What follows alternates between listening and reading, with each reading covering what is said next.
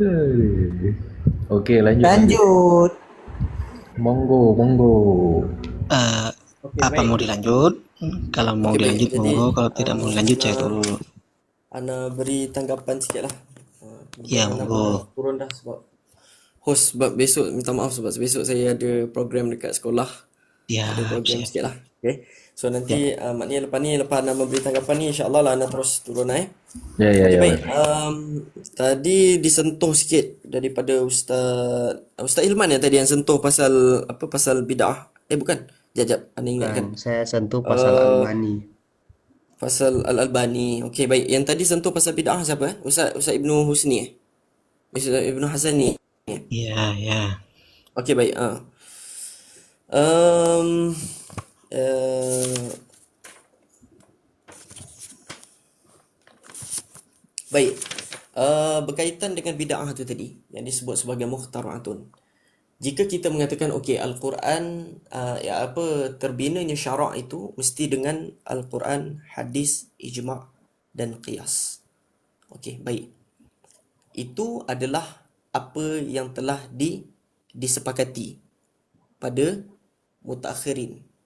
Iaitu kita ni lah golongan yang mengikut ijma'ul ulama. Maka ijma'ul ulama sepakat.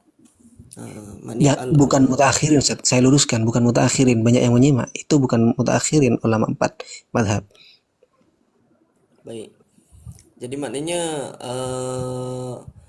apa yang menetapkan bahawa ijma' menetapkan bahawa Al-Quran, hadis, ijma' dan qiyas itu adalah terangkum sebagai uh, kita kata sebagai dalam nak membina syarak itu mesti dengan empat kategori ini tadi. Adapun perkara ini tidak berlaku di zaman Nabi SAW. Ijma' dan qiyas itu, ijma' itu adalah daripada kalangan ijma' sahabah dalam beberapa perkara. Tetapi kaedah qiyas itu sendiri bukanlah menjadi ijma' daripada kalangan sahabat. Ia menjadi ijma' daripada kalangan ulama sekarang lah, ulama yang disebut sebagai akhir ni, maknanya selepas daripada zaman as-sahabah itu. Jadi maknanya berkaitan dengan bid'ah tu tadi. Berkaitan dengan bid'ah. Sesuatu yang tidak ada dari sudut syarak. Ya, maksudnya yang tidak ada dari sudut syarak bukan mesti perkara itu tidak ada di dalam ijma' dan qiyas sahaja.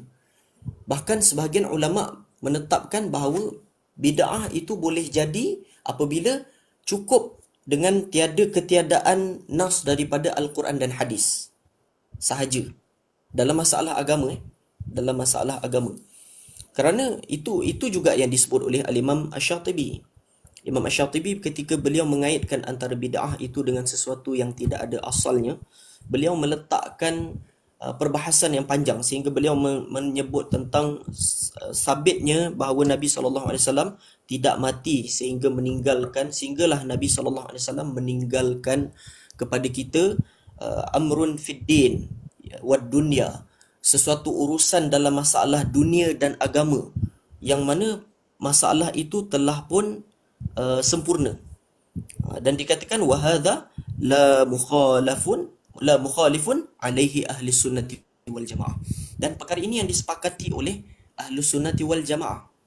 Misalnya dalam sesuatu masalah disebutkan bahawa ulama daripada kalangan ulama yang mutakhirin. Contohlah daripada kalangan ulama ulama usul mengatakan okey, macam perbahasan seputar tadilah berkaitan dengan at-tark. Ulama daripada kalangan usul, Said Abdullah bin Siddiq Al-Umari itu dia ulama yang kontemporer juga. Maknanya ulama yang kontemporari kita, ulama yang datang mutakhirin. Beliau berpandangan bahawa sesuatu yang ditinggalkan oleh Nabi sallallahu alaihi wasallam bukanlah menjadi satu laisa bihujjatin fi syar'ina, bukan menjadi hujjah dari sudut syarak kita. Okey, baik. Jadi itu memang kita sepakati. Namun kita mengambil kira bagaimana pemahaman para ashabah. Bagaimana pemahaman para ashabah itu tadi. Dan mereka membina agama itu dengan langsung bertanya kepada Nabi sallallahu alaihi wasallam. Kerana maknanya mereka tidak bermudah-mudah dengan pandai-pandai mengkias dalam sesuatu masalah. melainkan mereka datang kepada Nabi SAW. Dan macam mana pun kita tidak boleh nafikan bahawa dalam ijma' ini ada dua ijma' yang kita terima, iaitu ijma'ul sahabah dan juga ijma'ul ulama. Sesuatu yang diijma'kan oleh sahabat belum tentu perkara itu diijma'kan oleh ulama. Maka atas dasar kayu ukur yang beginilah menjadikan kita perlu menerima perbezaan pandangan ataupun khilaf. Misalnya kata Al-Imam Ibnu Katsir dalam tafsir Fil Quranil Azim, beliau mengatakan membaca Al-Quran kepada orang yang mati itu tidak dilakukan oleh Nabi, wala yunqilu 'ani Nabi sallallahu alaihi wasallam wala ahadin minas sahabah. Beliau mengatakan begitu. Dan memang kalau kita menyemak daripada sekian riwayat, daripada sekian hadis, memang tidak adalah riwayat yang mengatakan bahawa sahabat membaca Al-Quran untuk orang yang mati seperti mana yang kita lakukan hari ini. Okey, jadi maknanya di situ kita nampak bahawa ittifaqus sahabah, mereka tidak melakukan demikian. Adapun bagi ittifaqul ulama, adapun dalam masalah ijma'ul ulama, ijma' ulama berbeza, tidak berlaku ijma' ulama mengatakan tidak boleh kita membaca Al-Quran kepada orang yang mati. Maka di situlah berlakunya khilafiyah.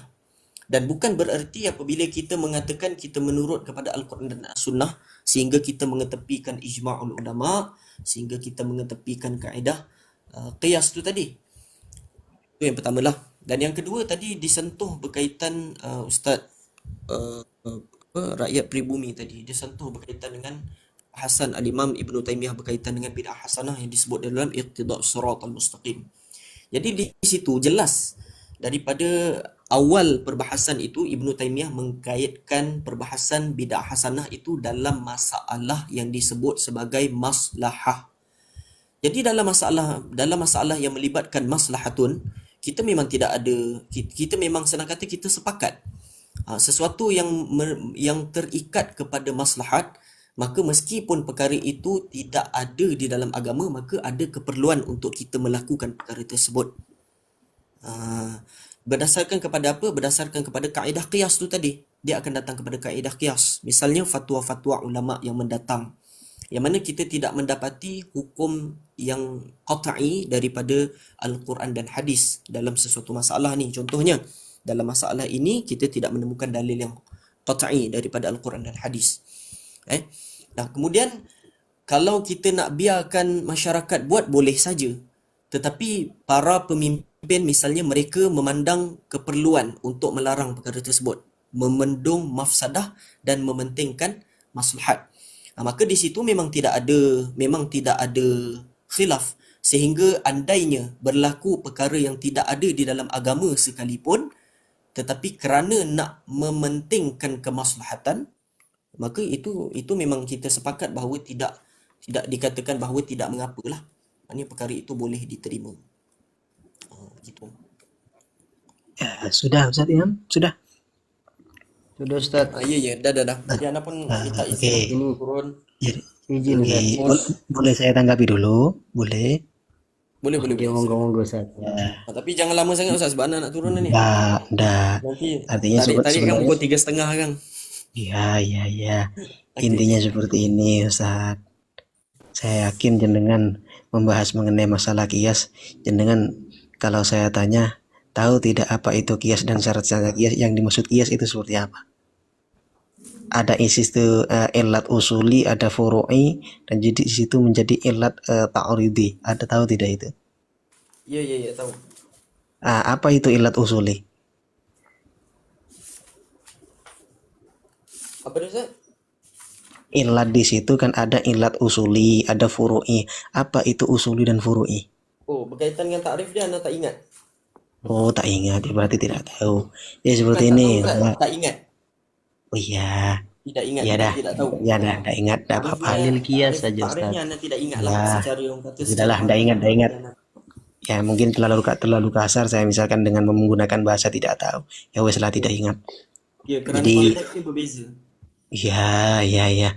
Jadi seperti ini, Ustaz. Perkara yang menjadi sebuah tolak ukur langsung terhadap hadis dan Al-Quran, ini oleh baginda Nabi memang harus melalui para ulama. Ini baginda Nabi yang menyampaikan, tidak boleh langsung terhadap Al-Quran, kita sendiri langsung Al-Quran, kita sendiri terhadap hadis. Tadi anda dah sebut kot benda tu. Iya, di sini disebutkan dalam hadis Hasan, mangqala fil Qur'ani bi ra'yi falyatabawwa maq'adahu 'alan nar. Dalam syarahnya di situ disebutkan akan ketidakbolehannya orang beristidlal langsung terhadap Al-Quran dan hadis kalau tidak mempunyai kapasitas. Kapasitas siapa yang punya kapasitas terhadap Al-Quran dan hadis? Jadi bahasa Al-Quran dan hadis itu tidak semudah yang kita pahami sebagaimana tekstual, tidak seremeh itu Al-Quran dan hadis. Makanya kata para ulama itu membutuhkan penjelasan ataupun keterangan para ulama. Kita bukan tidak ikut Al-Quran dan hadis, justru kita ikut terhadap ulama yang sudah paham terhadap Al-Quran dan hadis. Artinya tidak bisa langsung terhadap Al-Quran karena kapasitas kita itu apa. Terus itu yang pertama. Jadi kita ikut ulama bukan langsung kita tidak ikut hadis. Justru kita mengikuti ulama yang faham untuk menggali Al-Quran dan hadis. Ya Jadi betul seperti Ustaz, itu itu. sepakat. Iya, sebentar dulu santai. Sama halnya dengan orang kalau mau ke Mekah, ini saya logikakan dulu. Kalau mau ke Mekah, kita mau ikut siapa? Apakah langsung kita sekalipun tahu ke jalannya, kita langsung jalan kaki, tersesat kita. Tapi bagaimana kita mengikuti orang yang orang tersebut tahu terhadap jalan Mekah? Sama halnya dengan hadis dan Al-Quran. Bahwasanya kita memahami hadis dan Al-Quran tidak bisa dengan logika kita karena tidak mempunyai kapasitas sebagaimana mujtahid. Kita mengikuti pemahaman para ulama di dalam menggali Al-Quran dan hadis.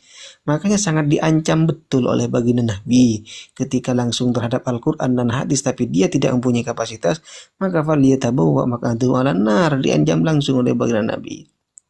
Itu yang pertama. Terus yang kedua, Ustaz, ini baginda Nabi sendiri yang menyampaikan ketika tidak ada di dalam Al-Quran dan juga tidak ada di dalam hadis, ya, ketika keterangan tidak ada dalam Al-Quran juga di dalam hadis, kata baginda Nabi itu memang suruh untuk bertanya terhadap fuqaha, ada para ulama. Nah, ini referensinya saya bacakan di dalam kitab Mu'jamul Kabir Lit-Tabrani halaman 11 371. Di sini disampaikan seperti ini, Ustaz. Wa an Aliyin qala qultu ya Rasulullah in nazala bina amrun laisa fihi bayanu amrin wala nahyin fama ta'muruni. Ini bukan ulama, jangan misalkan mengatakan ulama itu kan ulama misalkan. Saya sampaikan langsung ini baginda Nabi yang menyampaikan. Jadi Sayyidina Ali di sini mengatakan, wahai Rasulullah, jika ada perkara yang tidak ada penjelasan ataupun perintah ataupun larangan dalam Al-Quran, juga tidak ada larangan ataupun perintah dalam hadis. Ketika tidak ada larangan dan perintah di dalam hadis, tidak ada larangan perintah dalam hadis ataupun Al-Quran, jelas ini tidak dilakukan oleh baginda Nabi karena tidak ada dalam Al-Quran juga tidak ada dalam hadis. Nah, ini ditanyakan oleh Sayyidina Ali, bagaimana cara menyikapinya? Maka dijawab oleh baginda Nabi, qala syawiru fihi al-fuqaha wal abidin wala tamdu fihi ra'ya khassatin, rawahu at-Tabrani fil Awsat wa rijaluhu mawthuqun min ahli sahih. Ya, jadi hal tersebut kata baginda Nabi, putuskanlah dengan bermusyawarah ataupun bertanya, mengambil dari para fuqaha dan orang-orang yang ahli, dan jangan putuskan dengan pendapat pribadi. Wala taqdunahu bi ra'yi. Jadi seperti itu, Ustaz. Ada dalilnya semua, Ustaz. Baginda Nabi yang menyampaikan, kalau tidak ada dalam Al-Quran dan hadis, maka ikuti para fuqaha. Karena kenapa para fuqaha? Karena para fuqaha yang mengerti. Jadi seperti itu. Kebetulan saya ada baterai. Macam nih Ustadz Ibnu Hasani. Oke, kita paham yang antum jelaskan tadi. Cuma kalau saya ikuti diskusi dari tadi itu dari sisi mana siapa Ustadz Aim itu tak mengikuti keterangan ulama begitu. Nah, ini izin kalau antum tanya, Satria, dari sisi mana ndak mengikuti ulama? Jangankan ndak mengikuti ulama, beberapa hadis itu dibuang. Pertama, saya kasih tahu pelan-pelan ya. Antum buka Asbahwan Nazair punya Imam Suyuti tentang asal. Bukan. Ini maksudnya Apa? itu kan tadi penjelasan itu dihadapkan kepada Aim. Maksudnya dari pernyataan Aim itu adakah dari pernyataan-pernyataannya itu pernyataan yang keluar daripada bimbingan ataupun perkataan ulama gitu. Yang mana coba di highlight itu perkataan beliau gitu. Saya jelaskan. Jenengan tapi menyimak tadi ketika beliau berbicara. Nah, itu yang saya nak tanyakan, yang mana itu? Ya. Jadi begini Ustaz. Beliau mengenai masalah hal tersebut mengenai masalah perihal kesepakatan 4 mazhab. Di situ ada Al-Qur'an, ada hadis, ada ijma', ada qiyas. Yang di situ memang kalau sudah jelas dalam Al-Qur'an, dalam hadis, maka di situ tidak pakai qiyas, dan juga apalagi mengenai masalah ijma', yang mana ijma' di situ ada 2. Makanya Ustadz, saya sampaikan tadi, perihal mengenai masalah Al-Quran dan hadis tidak segampangnya kita mengambil pada dalil itu. Dikarenakan membutuhkan ra'yu ataupun pemikiran para ulama ataupun para mujtahid. Dalilnya apa? Tadi dibaca oleh saya. Dalilnya bahwasanya ketika tidak ada keterangan dalam Al-Quran dan hadis di situ langsung terhadap fuqaha itu bagaimana? Dibaca tadi di dalam Mu'jamul Kabir. Jadi gitu Ustadz, jangan salah tangkap. Bagaimana Ustadz Aim tanggapan antum? Ini Ustadz Aqwa. Gimana dalil-dalilnya itu bisa disampaikan satu persatu. Kalaupun masalah pertama itu masalah kias yang paling, kalau Al-Quran dan Sunnah kan sudah ijma' lah. Ijma' itu kan ada hadis Nabi, la tajtami'u ummati 'alal khata', halas. Kemudian masalah kias ini kan yang paling mendasar, tadi sudah dibawakan hadisnya. Terus ada lagi hadis yang saya rasa masyhur sekali, cuman kita sering lupa. Ketika pesan Nabi kepada Mu'adz bin Jabal mau diutus ke Yaman, bagaimana pesan Nabi, Pak? Apa yang ditanya Nabi kepada Mu'adz bin Jabal? Kaifa taqdi idza uridu laka qada'? Bagaimana kamu menghukumi kepada kamu diserahkan satu permasalahan? Apa kata Mu'adz bin Jabal? Qala aqdi bi kitabillah, saya hukumi dengan hukum Allah. Terus kata Nabi, kalau kamu tidak temukan di kitabullah, terus dengan apa? Kata Mu'adz bin Jabal, fa bi sunnati Rasulillah. Kalau tidak kamu dapatkan di dalam sunnah Rasulillah, tidak juga di kitabullah, bagaimana? Apa kata Mu'adz bin Jabal? Ajtahidu ra'yi. Saya berijtihad, Pak.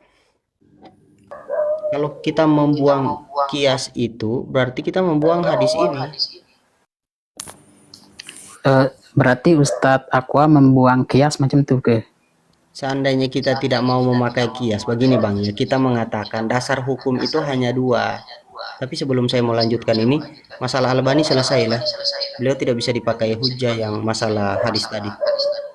Nah, ketika kita mengatakan hujah itu hanya Al-Quran dan Sunnah, berarti kita membuang beberapa hadis. Yang notabene hadis-hadis itu adalah dasar dari sudut pandang pengambilan hukum. Ijma diambil sebagai hukum dan kias diambil sebagai hukum.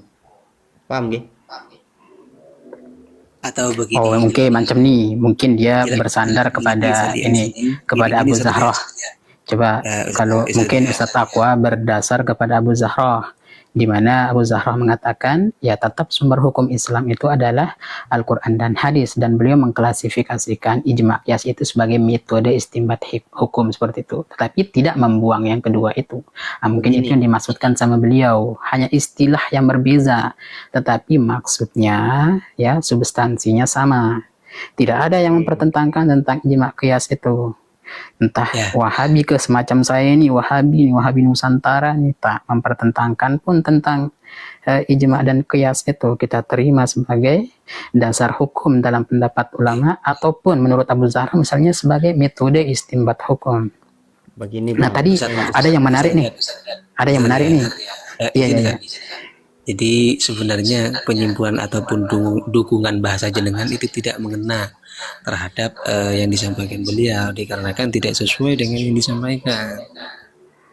Nah, makanya itulah saya belum to the point, saya belum get the point ini apa kira-kira masalah yang tadi ya. Sebab tadi Ustaz Zail Itu yang saya nak dengar daripada Ustadz Aqua langsung kayak gimana. Ini menjadi pertanyaan dari saya, Ustaz. Bagaimana belum to the point tapi bisa menyimpulkan maksud dari beliau? Kan ini kan timbul pertanyaan. Kan ini barangkali saya cakap tadi Ustadz, Barangkali ada korena, Ustaz. ya. Dan koordinatnya Coba. Ustaz Zail begini Ustaz. Ustaz begini, Okey. actually tadi ketika Ustaz bertanyakan soalan pun Hilman tak jawab. Adakah Ana membuang qiyas? Dia tak berani jawab. Jadi itu saja. Di situ saja. Di situ menunjukkan bahawa mereka ni suka berpersepsi bersuuzon lah pada orang kan. Ya sudah. Jadi sedangkan perkara itu jadi kalau jenengan perkara itu jelas. Sedangkan perkara itu jelas. Memang Anda dah sebut daripada awal perkara itu disepakati. Ya. Perkara itu disepakati dan tidak ada orang yang menolak ijma' tu. Tetapi bila mengulas seolah-olah meletakkan persepsi bahawa kita ni hanya menggunakan Al-Quran dan hadis dan mengetepikan sumber hukum yang lain. Sebab tu apabila ditanya oleh Ustaz Zail, adakah Anda membuang qiyas? Kenapa tak berani jawab? Kenapa menjawab dengan cara yang lain? Kenapa pusing? Jawab direct. Adakah Anda membuang qiyas atau tidak? Jawapan simple. Seperti yang saya cakap semalam, teman-teman Malaysia itu senang yang direct, Ustaz. Mereka tidak terlalu suka yang banyak retorik itu. Direct dia baca. Enggak usah basa-basi. Dengan kami enggak usah basa-basi. Ya, Nggak usah kita basa-basi ini. Kan tadi antum tidak usah basa-basi ya, mohon maaf jika bahasa saya basa-basi, setidaknya 117 di sini tahu sebenarnya dari awal siapa yang basa-basi. Jadi tidak perlu menyampaikan seperti itu. Jadi ya saya katakan, saya dan kita sendiri di sini dikatakan basa-basi kalau saya tetap saling menghormati terhadap jenengan. Jadi seperti itu saja. Jenengan mengatakan tidak suka seperti ini, ya mohon maaf jika tidak suka. Namun kami tetap menghormati, sekalipun kita dikatakan di sini yang merupakan tamu di sini dikatakan basa-basi, ya tidak apa-apa. Setidaknya banyak yang menonton tadi siapa yang sebenarnya basa-basi. Lah sekarang ketika misalkan jenengan sudah mengakui akan hal tersebut, ya wes berarti kita sudah selesai. Berarti yang menjadi tolak ukur di dalam hukum syariat ataupun usul yang disampaikan jenengan tadi perihal dalam kitab Fathul Bari ataupun yang disampaikan oleh Imam Ibnu Hajar, berarti usulnya di situ kembali terhadap hal yang keempat. Selesai. Oke. Oh iya, Zat. Perlu ini lagi apa namanya? Ketika dia ada tadi penyampaian kalau di Ibnu Katsir itu beliau melarang di dalam tafsirnya pembacaan Al-Quran kepada mayit. Kurang lebih seperti itu ya. Biar ndak basa-basi lagi saya. Seperti itu ya. Kalau tidak ditanggapi ya sudah, saya rasa seperti itu. Itu pertama perlu dibawakan referensinya. Saya tidak terlalu yakin kalau memang seperti itu Ibnu Katsir menyatakan di dalam tafsirnya. Kedua, perlu antum baca di dalam Musnad Ahmad. Ada hadis bunyinya begini, Bang. Langsung saja, tidak usah di sanadnya lagi. Qala Rasulullah sallallahu alaihi wasallam iqra'uha ala mautakum, yakni Yasin. Yasin itu kan bagian dari Al-Qur'an.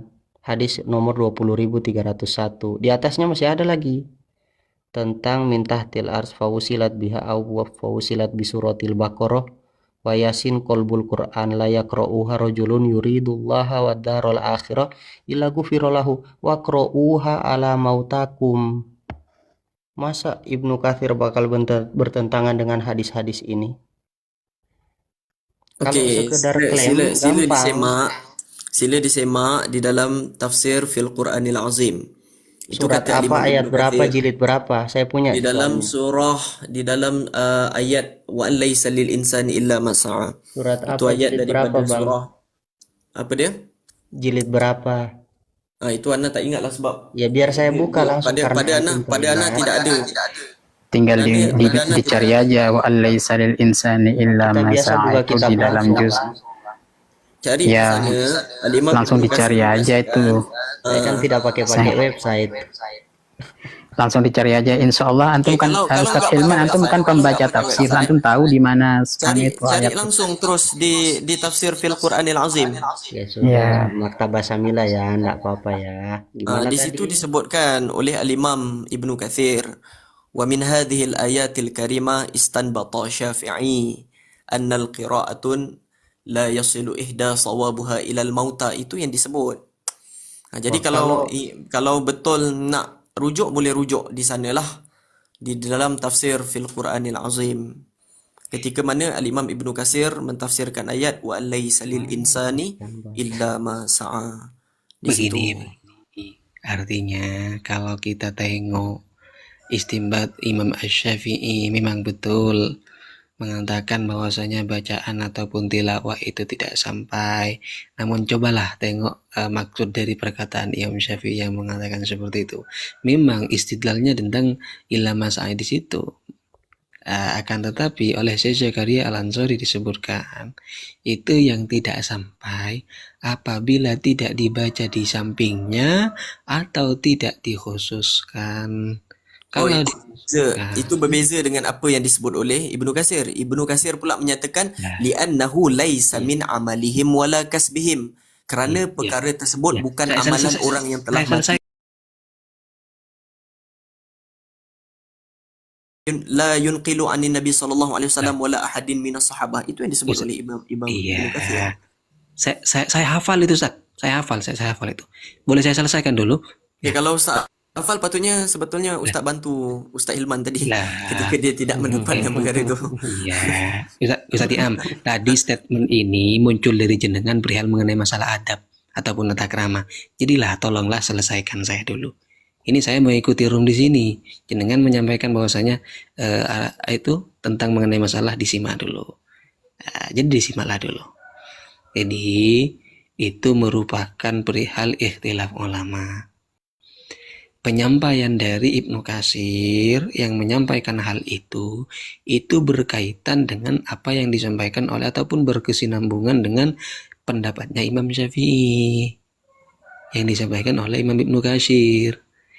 Lah sehingga Imam Ibnu Katsir menyampaikan seandainya baik laukana khairan, bagaimana? Seandainya baik maka para terdahulu khairan la sabaquna ilaihi. Lah itu makanya saya mengatakan saya sudah baca itu. Nah, itu berkesinambungan terhadap apa yang disampaikan oleh Imam Syafi'i yang di situ bahasnya tentang mengenai masalah usulul qiraah lil mayyit. Lah, ini diterangkan oleh Syekh Zakaria Al-Ansori. Ini bukan mustaqillah bainal hukmil mustaqillah di antara Imam Katsir dan Imam Syafi'i. Tapi ini babul istimal, artinya berhubungan di antara hal ini. Sehingga disampaikan kalau memang kata Imam Syafi'i yang di situ satu tujuan dengan Ibnu Katsir lah bahwasanya tidak sampainya itu apabila tidak dibaca di samping mayit dan tidak dikhususkan. Kalau dikhususkan, maka di situ tidak ada khilafiyah. Yang ada khilafiyah di situ apabila tidak dikhususkan. Jadi seperti itu, Ustaz. Makanya. Iya. Nih, saya kira kalau masalah sampai dan tidak sampainya bacaan ini bukan mahal niza lah nih. Sebab ini pun kalau saya pribadi saya tak terlalu suka, saya akui perbedaan ini. Tadi kalau nggak salah itu tentang ijma, kayaknya ijma ulama, bukan masalah ayat ini, kurang jelas gitu, nggak ngena mahal nizaknya. Nggak mungkin abang yang tidak menyimak dari tadi, padahal setelah itu ada hadis tentang riwayat Muslim itu kalau dibaca sampai selesai itu, izin Ustaz, maksudnya Ustaz Riyad perlu menyimak di sini. Kalaupun dibaca sampai selesai itu, kalau antum baca ini kan antum mau baca pendapatnya Ibnu Katsir ini kan, kalau bisa ya dibaca sampai selesai Bang. Itu kan tentang tafsir surat An-Najm ayat 33 sampai 41. bacalah sampai selesai. Di bawahnya Ibnu Katsir mengatakan wa ammal hadis alladzi rawahu Muslim fi sahihihi an Abi Hurairah. Hadis yang Ustaz mana yang Ilman beliau buka bawa? melalui web ke? Nggak, Maktabah Syamilah. Oh, buka melalui web lah. Nggak, bukan web. Maktabah Syamilah aplikasi, isinya kitab. Yelah, Nggak maknanya, Google. maknanya Setidaknya buka, saya buka melalui online lah. Okey, baik, baik, baik. tidak, Maktabah Syamilah saya offline, bukan online. Ya selesaikan dulu Ustaz, monggo. Sebagai adab kita, monggo. Ya, itu kan antum harus baca idamatal insanu in qata amaluhu illa min salasin. Nanti dibahas selesai sampai akhir. Kemudian dibahas lagi sama di ujung-ujungnya bagaimana pendapat Ibnu Katsir. Beliau mengatakan lagi wasabata fi sahih man da'a ila hadin kana lahu minal ajri mithlu ujuri man ittaba'ahu min ghairi ayyang qusa min ujurihim syai'an. Yang saya pengen katakan dari dalil-dalil yang saya baca, Ustadz Iyam, antum mau membawakan pendapatnya siapa? Syafi'iyah, Syafi'ito, atau Ibnu Katsir? Kalau Ibnu Katsir berarti antum harus baca kitabnya sampai selesai, setidaknya penjelasan tafsir beliau tentang ayat ini antum harus baca sampai selesai. Jangan sampai baca sepotong salah paham. Kurang lebih seperti itu. Okey, jadi kesimpulannya nggak boleh mengatakan bahawa bacaan Al-Quran kepada si mati itu tidak sampai. Begitu? Kesimpulannya seperti ini Ustaz. Kalau bacaan Al-Quran terhadap si mayit ini ada khilafiyah ulama mengenai masalah sampai Okey, tidaknya. jadi khilafiyah. Baik, Ya, baik, baik. tunggu dulu. Ini jenengan sering memotong sebelum selesai Ustaz. Jenengan tadi berbicara adab. Siapa yang bicara ini? Ibnu Saya Hasani. Ibnu Hasani, iya. Maaf ya, sebab Ana kebetulan sebenarnya Ana sedang bertanya dengan Ibnu Hilman, dengan Hilman. Jadi antum yang mungkin qillatul adab sebenarnya. Ana sedang Saya ya, bertanya tidak, mohon maaf. Ya, Saya tidak ada, mohon antum yang maaf. qillatul adab sebenarnya. Ya, Jadi ya, Ana ya, sedang kalau bertanya. antum mau Sebab bantah saya, yang bicara Ustadz tentang Iyam, masalah ini adalah Hilman tadi. Iya, ya, Barusan ya, Hilman mohon yang maaf, bicara. Ustaz, Jadi Ana sedang Ustaz Iyam. bersoal dengan Hilman sebenarnya. Ya, Jadi mohon maaf. bagusnya antum meminta izin dulu untuk menjawab begitu. Ya. Iya, ya. Baik. Mohon maaf. Jadi Saya soalan Ana kepada Ustaz Hilman, maknanya adakah nggak boleh kita mengatakan bahawa bacaan Al-Quran kepada orang yang mati itu nggak sampai, nggak boleh begitu? Adakah begitu? maksudnya bagaimana kita tidak boleh mengatakan bacaan Al-Quran itu tidak sampai kepada mayit?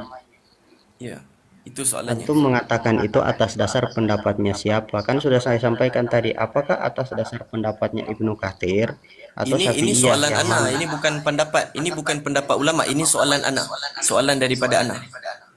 Ya, Adakah soalan antum. Kalau antum bilang seperti itu, ya bakal bertentangan dengan hadis-hadis Nabi. Kecuali antum menisbatkan diri antum ke satu pendapat ulama, maka itu yang perlu kita kaji. Tidak, Ana cuma tanya soalan Ana simple. Jangan pusing-pusing, enggak usah mutar-mutar, Ustaz Ilman. Soalan Ana simple. Pandai antum bahasa Indonesia, Ustaz. Enggak usah mutar-mutar. Soalan Ana simple. Jadi bisa enggak kita mengatakan bahawa bacaan Quran kepada orang yang mati itu pasti sampai? Enggak bisa mengatakan enggak sampai. Bisa enggak? izin saya yang menjawab Ustaz. Ustaz Ibnu sini. Okey, silakan. Boleh saya. Monggo Ustaz. Ya, saya izin ke. Jadi sekarang kalau mau bicara izin, mulai tadi kayaknya tidak ada izin-izinan. Jadi seperti itu. Jadi muncul sekarang ini izin.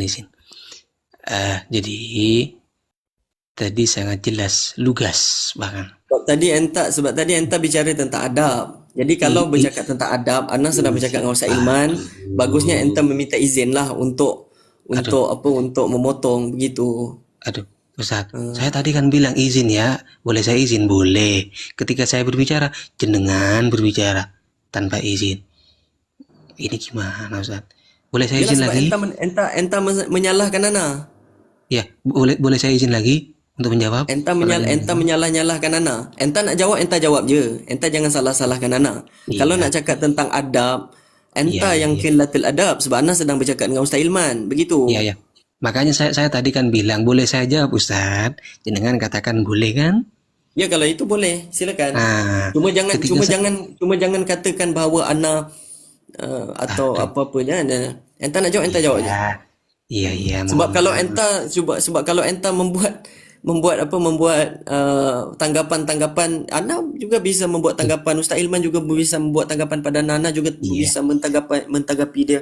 Jadi enggak akan selesai tu. iya, ya, Ya sudah, silakan, silakan Ustaz, iya, iya. tafadhal. Ya, ya, saya siap-siap minum kopinya dulu, Ustaz, minum kopinya. Jangan tegang. Jadi seperti ini. Enggak bisa ngopi Ustaz, udah malam. Kan nanti Oh enggak tidur iya, nanti. ya boleh saya Silakan, jawab. silakan. Ya, jadi seperti ini ya, Ustaz. Jadi sudah saya sampaikan secara jelas perihal qiraatul Quran lil mayyit, akan sampai tidaknya itu hukumnya khilaf. Ada yang mengatakan sampai, ada yang mengatakan tidak. Ulama khilaf. Tapi mahallul khilaf di sini, kedudukan perbedaan di sini, apabila pembacaan itu pertama tidak dibaca di samping kuburnya, yang kedua tidak dibaca dikhususkan terhadap si mayit. Kata Imam Syekh Zakaria Al-Ansori, kalau dikhususkan pembacaannya juga dibaca di sampingnya, maka sekalipun Imam Asy-Syafi'i di situ berpendapat sampai. Ini kesimpulannya, Ustaz.